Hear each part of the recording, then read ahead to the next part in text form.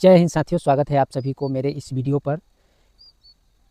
यह है MCQ set 13 biology जीव विज्ञान कक्षा 10 बिहार बोर्ड का। यह MCQ सेट 13 है। अध्याय 4 उत्सर्जन, जिसे इंग्लिश में एक्सक्रिएशन कहा जाता है। तो दोस्तों, इसमें 481 से लेकर 520 तक MCQ क्वेश्चन जानेंगे। और जिन विद्यार्थियों को इसमें कितना सही है कितना गलत है जानना है, तो आप कॉपी कलम उठाइए और बारी बारी से हर वस्तुनिष्ठ प्रश्नों का सही विकल्प चुन के उत्तर दीजिए और फिर लास्ट में उत्तरमाला से मिलान कीजिए। तो चलिए दोस्तों, बिना देर किए हुए शुरू करते हैं। तो सबसे पहला है 481, जीवों के शरीर में उत्पन्न अपशिष्ट पदार्थों के निष्कासन की प्रक्रिया क्या कहलाती है? सही विकल्पों का चयन करके उत्तर दें। 482, शरीर में उत्सर्जन पदार्थों का संचयन होने पर क्या प्रभाव पड़ता है? फिर से सुनिए, 482, शरीर में उत्सर्जन पदार्थों का संचय होने पर क्या प्रभाव पड़ता है? अब अगला 483, जल संतुलन को नियंत्रित करने की प्रक्रिया को क्या कहते हैं?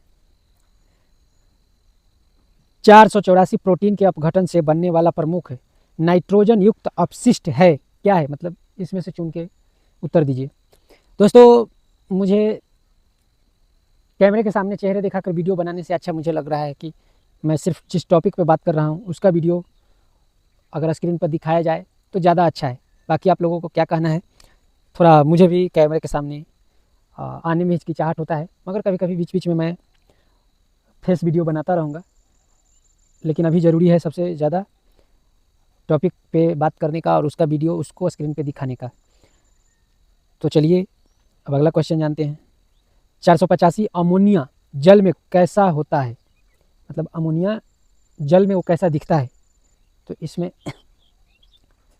अमोनिया मतलब जल में कैसा होता है, मतलब घुल जाता है, नहीं घुलता है, या ठोस ही रह जाता है, ये सब चीज़ पूछ रहा है इस प्रश्न में। 486, जलीय जंतुओं में प्रमुख नाइट्रोजन युक्त अपशिष्ट क्या होता है?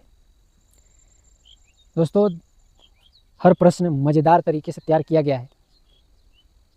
अगर आप भी इंटरेस्ट लेकर पढ़ेंगे तो अच्छा रहेगा। इसका उत्तर दीजिए और लास्ट में मिलान कीजिए। 487, स्थलीय जंतुओं में सामान्यतः कौन सा अपशिष्ट उत्सर्जित होता है?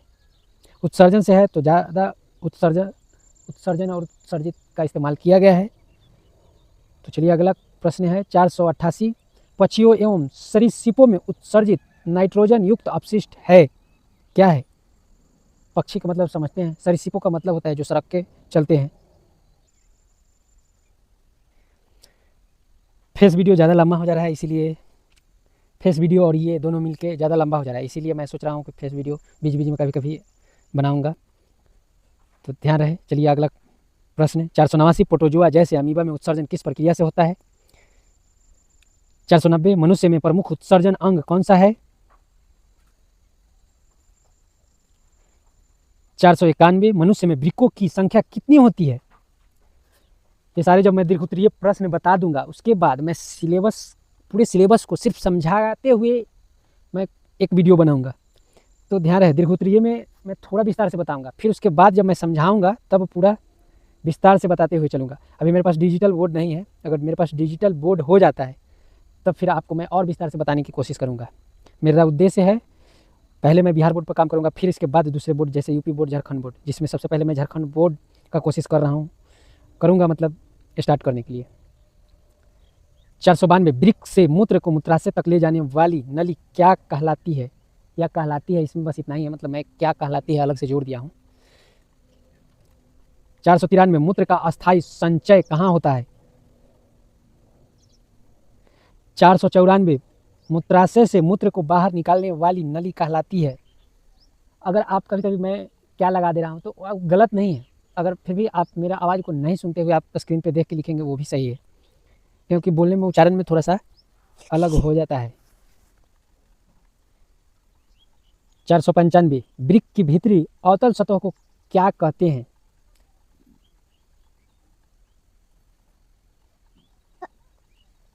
496, वृक्क में प्रवेश करने वाली धमनी कहलाती है।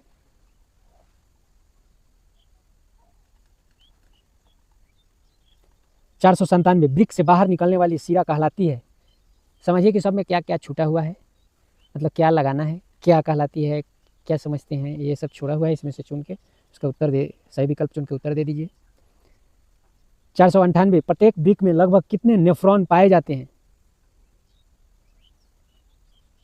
499, नेफ्रॉन वृक्क की किस प्रकार की इकाई है?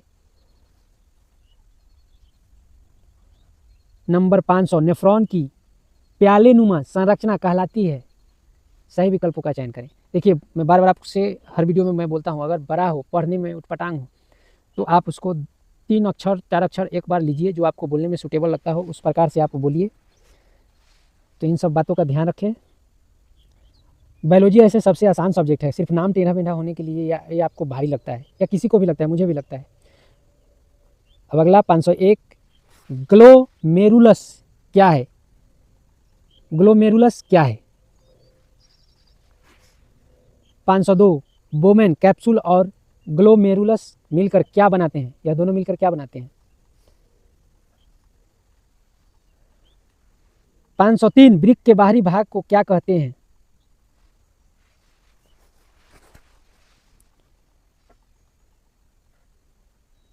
504, वृक्क के भीतरी भाग को क्या कहते हैं?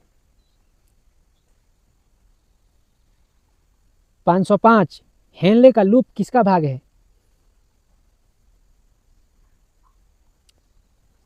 506, हेनले के लूप का अवरोही भाग क्या कहलाता है? 507, नेफ्रॉन की अंतिम नलिका कौन सी है? 508, कई संग्रह नलिकाएं मिलकर क्या बनाती है? शुद्ध हिंदी का इस्तेमाल किया गया है, कहीं कहीं ज़रूरत के अनुसार इंग्लिश शब्दों का इस्तेमाल किया गया है, और कहीं कहीं इंग्लिश शब्दों का हिंदी भी ब्रैकेट में दिया गया है, जो आप देख रहे होंगे, पढ़ रहे होंगे तो आपको खुद समझ में आ रहा होगा। तो 509, मूत्र निर्माण की पहली अवस्था कहलाती है? 510, ट्यूब्यूलर पुनर्शोषण में क्या होता है? फिर से सुन लीजिए, 510 नंबर, ट्यूब्यूलर पुनर्शोषण में क्या होता है? ब्रैकेट वाला आपको लिखना है तो लिख सकते हैं, नहीं लिखना है तो आप उसको छोड़ सकते हैं। मैं इस प्रकार से सेट किया हूँ, जहाँ मुझे यह लगता है कि यह कठिन शब्द है, इसलिए ब्रैकेट में इंग्लिश हिंदी का मैं इस्तेमाल कर लिया हूँ। तो चलिए अब अगला जानते हैं। 511, ट्यूब्यूलर श्रवण का कार्य है? 512, मूत्र निर्माण की कुल कितनी अवस्थाएं होती है? 513, वृक्क का आकार किसके समान होता है?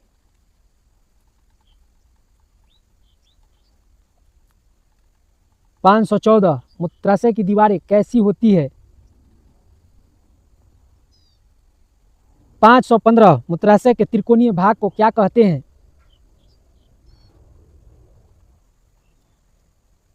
516, वृक्क की बाहरी सुरक्षा परत को क्या कहते हैं?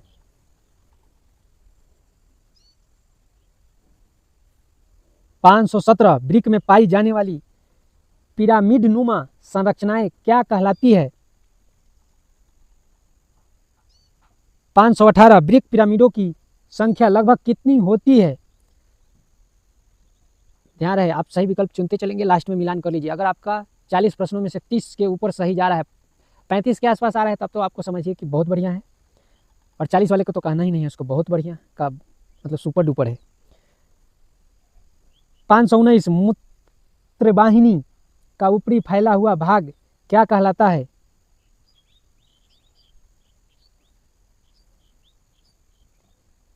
520, और यह सेट 13 का लास्ट प्रश्न है। उत्सर्जन एवं जल संतुलन की क्रियाएं सामान्यतः कैसी होती है? तो दोस्तों, सही विकल्पों का चयन करके उत्तर दीजिए, और फिर लास्ट में मैं उत्तरमाला दे रहा हूँ, उससे मिलान कर लीजिए।